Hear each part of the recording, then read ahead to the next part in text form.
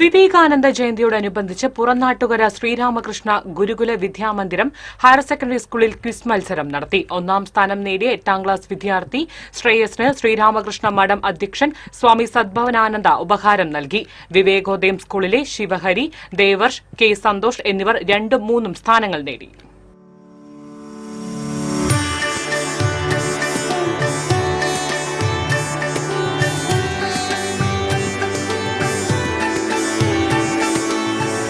ഒരു തത്വം കൈക്കൊള്ളുക, ആ ഒറ്റ തത്വത്തെ സ്വന്തം പ്രാണനാക്കി വയ്ക്കുക, അതിനെപ്പറ്റി വിചാരിക്കുക, അതുതന്നെ സ്വപ്നം കാണുക, അതുതന്നെ ജീവിത സർവസ്വമാക്കുക. മസ്തിഷ്കവും മാംസപേശികളും നാഡികളും സർവാംഗവും ആ ഒരു തത്വം കൊണ്ട് നിറയട്ടെ. മറ്റു വിചാരങ്ങളെയെല്ലാം എങ്ങാനും വിടിഞ്ഞുകളയുക. ഇതാണ് വിജയത്തിനുള്ള വഴി. ഈ വഴിക്കാണ് അധ്യാത്മ മഹാവീരന്മാർ ഉണ്ടായിട്ടുള്ളത്. മറ്റുള്ളവർ വെറും ചിലയ്ക്കുന്ന യന്ത്രങ്ങൾ.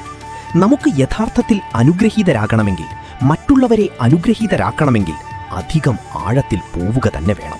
ലോകത്തിലുണ്ടായിട്ടുള്ള അതിതേജസ്വികളായ ജഗദ്ഗുരുക്കന്മാരും ജ്ഞാനികളും ഋഷികളും ചെയ്തതെന്താണ്? അവർ ഒറ്റ ജന്മം കൊണ്ട് മാനവവംശത്തിന്റെ മുഴുവൻ ജീവിതവും ജീവിച്ചു തീർത്തു. സാധാരണ മനുഷ്യർക്ക് സംസിദ്ധി നേടുവാൻ വേണ്ടുന്ന കാലമാകെ അവർ ഒരു ജന്മം കൊണ്ട് തരണം ചെയ്തു. അവർ ഒറ്റ ജന്മം കൊണ്ട് സംസിദ്ധി നേടുന്നു. അവർക്ക് മറ്റൊരു വസ്തുവിനെക്കുറിച്ച് ചിന്തയേയില്ല.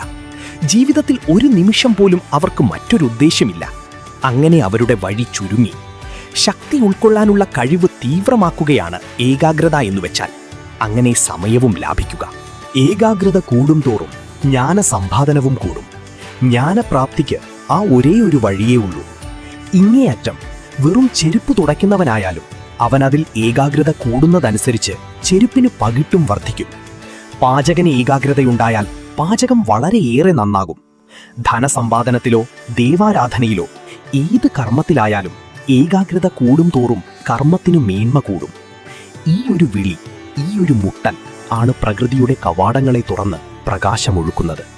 ലോകത്തിലുള്ള ജ്ഞാനമെല്ലാം മനഃശക്തികളെ ഏകാഗ്രമാക്കിയിട്ടല്ലാതെ മറ്റെങ്ങനെയെങ്കിലും സിദ്ധിച്ചിട്ടുണ്ടോ? പ്രപഞ്ചം അതിൻ്റെ രഹസ്യങ്ങൾ വിട്ടുതരുവാൻ തയ്യാറാണ്. അതിനെ എവിടെയാണ് മുട്ടേണ്ടത്, എങ്ങനെ തട്ടിയാലാണ് ശരിയാകുക എന്നറിഞ്ഞാൽ മതി.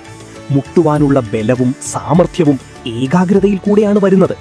മനുഷ്യന്റെ മനഃശക്തിക്ക് അതിരില്ല. അതിനെ എത്രയധികം ഏകാഗ്രമാക്കുന്നുവോ അത്രയധികം ശക്തി ഒരു കേന്ദ്രത്തിൽ ചെലുത്തുവാൻ കഴിയും. അതാണ് രഹസ്യം.